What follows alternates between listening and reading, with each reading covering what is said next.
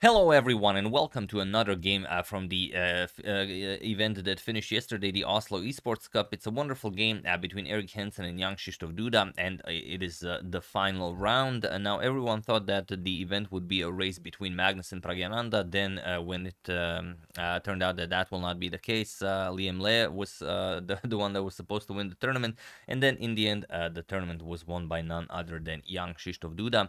So it will be of course only natural that I show a game of his, and I chose this game. It's again from the final round that was played yesterday, but if you guys have any other games that you guys enjoyed by Duda, as I don't think we've shown a lot of them from the event, do use hashtag suggestion and I will of course consider your suggestion.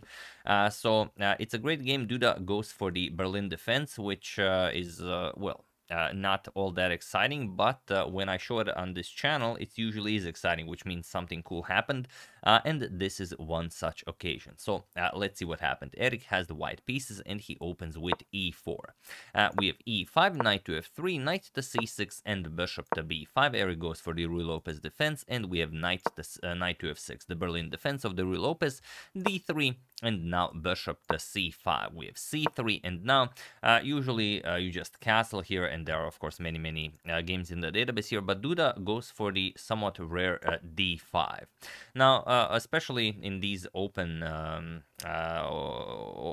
open variations of open openings or open structures, it is not that poisonous to open up the position right away, because the positions are well known, and if it was a classical game you probably would not play something like this. But this is rapid, and here Duda is saying, all right Erik, let's see how you handle this. Are you well versed in the all the tricks and hidden secrets of the Berlin defense? So here we have e captures on d5. Erik accepts this, queen captures on d5, and now bishop to c4, going after the queen, but it's only natural. You are threatening bishop captures on f2 check, and then you're just gonna win the pawn and the bishop on b5. So here bishop moves back with tempo, the queen has to move, queen back to d6, not to d7, queen back to d6, and now knight b to d2, continuing development, even though many a player would just go b4, a4, b5, as it's very hard to pass on an opportunity to start pushing that b4 pawn. But okay, we have bishop to f5, Duda continues development, and now queen to e2. Again, b4 does seem like the way to go here. Queen to e2 is played. We have castles, and now comes knight to g5. Here, knight to e4 is a known move, but knight to g5, it is as of move 10 that we have a completely new game.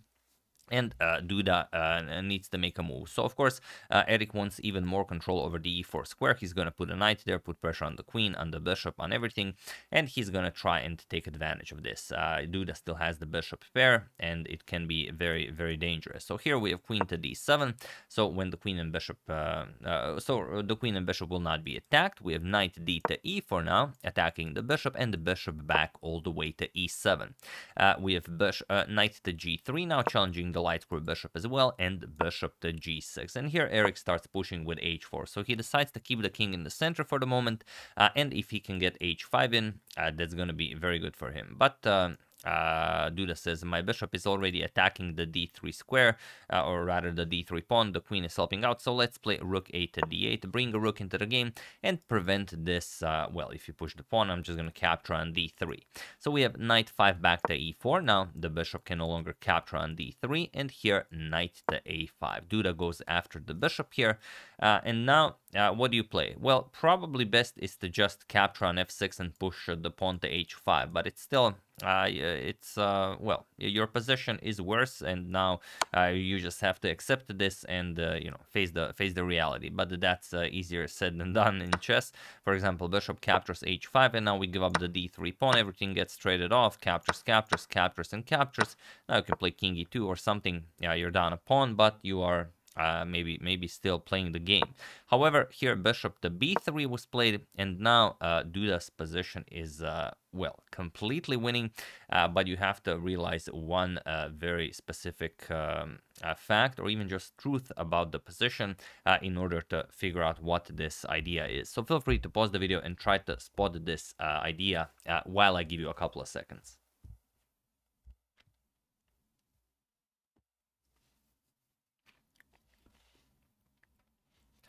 So for those of you who were able to do it, congratulations on spotting this brilliancy. And for those of you who just want to enjoy the show, it is knight captures on b3 connected with h6. So h6 move has to be played, but we first eliminate the bishop from b3, and then our position will be, or rather our position is already completely winning. We just have to remove that one move of counterplay that white has, and that is pushing the pawn to h5.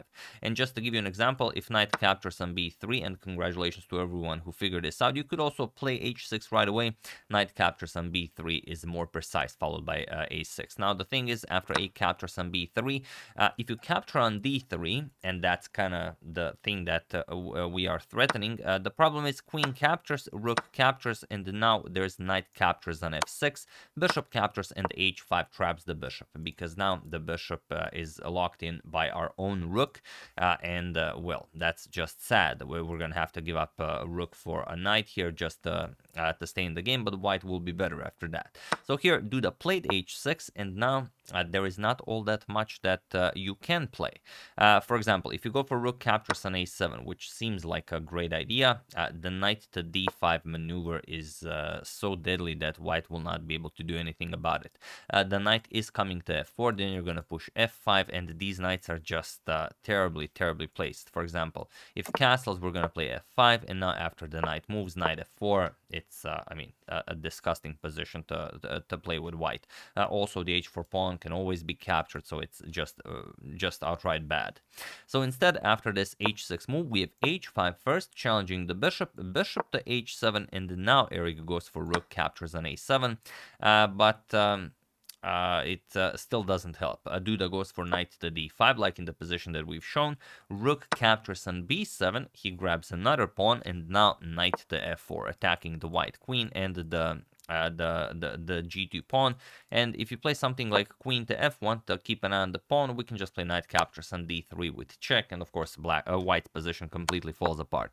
So here Eric plays bishop captures on f4, we have e captures on f4, and now again, what do you play? The problem with moving the knight, and where are you moving the knight? The only square available for the knight is the f1 square. We just play rook f to e8, and look at this, all of this stuff on the e file, f5 is coming. There's just no surviving this. For example, if you try running away, king to d2, we can play bishop g5, now threatening a move like f3, opening up a discovery here. If king c2, it seems like white even succeeded in running away to the queen side, but we can just play rook captures on e4, d captures, and bishop captures on e4 with check, where the of course, the d file is completely off limits. You can't go to b1. The only square you have is c1, and then again you go under the mask of the bishop, and f3 will end the game. So you're going to have to capture, and then let's say queen to d1, and this is now checkmate. So that's out of the question. So after e captures on f4, Eric plays d4. Now offering the knight on g3, but at least he won 2 pawns, the a7 pawn and the b7 pawn. So, okay, Duda plays f captures on g3, we have knight captures on g3, and now queen to c6, attacking the rook and the g2 pawn. We have queen to f3, offering a queen trade while defending both the pawn and the rook. We have queen to a6, threatening queen to a1, but also preventing the white king from castling as you cover the f1 square.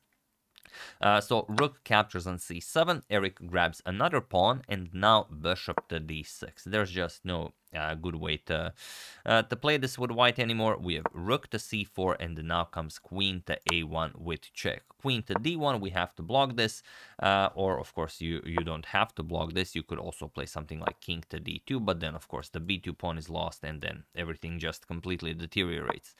So instead, after queen to a1, queen to d1, and now rook f to e8 with check. We have to block with knight to e2, and here Duda played queen captures on b2, and it was in this position on move 27 that Eric Hansen resigned the game, as there is nothing more to be done here. So really a wonderful display of how choosing to play a line that not a lot of people play here, just going for straight out expansion in the center with the d5 isn't considered all that great, but if you just try playing it even against a very strong opponent like Eric, in practice it's not so easy to handle. Now of course you resign here after queen captures on b2, because how are you playing this? I mean, this everything is hanging. You can't really move anything. If you move the rook, we're going to capture on c3 as the knight is pinned. If you...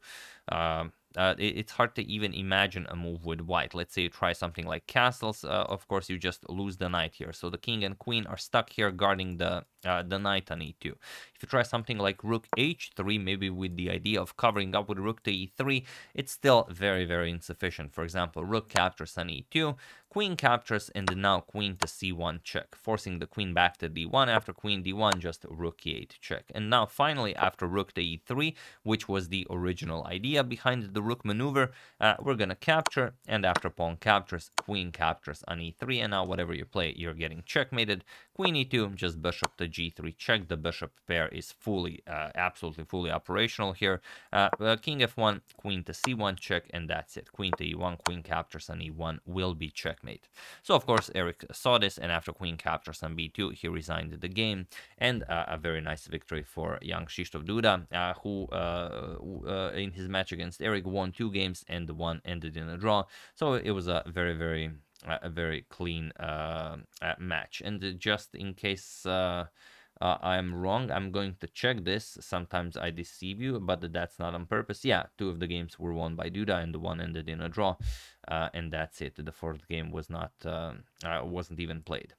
So yeah, really good stuff by Duda. These are the final standings, as I know you guys are always interested in this, from the Chess24 Twitter account. So first place, Jan-Krzysztof Duda with 14 points, Liam Le with 13 points in second, third and fourth place with 12 points, Magnus Carlsen and Pragananda, Shakhriyar Mamedyarov with 11, Jordan Van Forest with 10, Anish Giri with 9, and Eric Hansen 8th place with 3 points. So there you have it, quite an interesting event. Of course, the faster the format, the faster and crazier the games, and I think that's something you guys enjoy. But there, of course, there are a lot more rapid and blitz events nowadays than there were, let's say, 5 years ago. So it's in fact a classical tournament that is rare nowadays. But yeah, enjoy it while it lasts. Who knows what the future will look like? Maybe we will only have bullet and hyper bullet games, or maybe even just ultra bullet games, or maybe even who knows. So yeah, once again, big congratulations to Duda on winning this event. If you guys have any other games that you enjoyed from this event, use #suggestion. I will go over your suggestions and hopefully cover them. So yeah, once again, I really hope you enjoyed it. I would like to thank Robert Arathun, Alois Kloistenhuber, Michael McConnell, Nagarjuna Ponugoti, and Suresh K for your contribution to my channel. Thank you a lot, really appreciate it. As usual, you can check 2 of my previous videos here. Thank you for watching, and I will see you soon, continuing to check up on your wonderful suggestions and whatever else happens in the chess world. So thank you all, I will see you soon, and have an excellent rest of your day.